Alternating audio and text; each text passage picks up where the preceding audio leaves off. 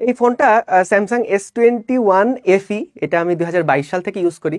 তো আজকে ফিজিক্সের একটা এক্সপেরিমেন্টের জন্য এই ফোনটাকে আমি আসলে কি বলবো উৎসর্গ করতে চাই। হ্যাঁ, তো তোমরা দেখতে পাচ্ছ হয়তোবা আমার হাতে এরকম একটা স্ট্রাকচার আছে। তো এটা এরকম সুন্দর করে ঘোরানো যায়।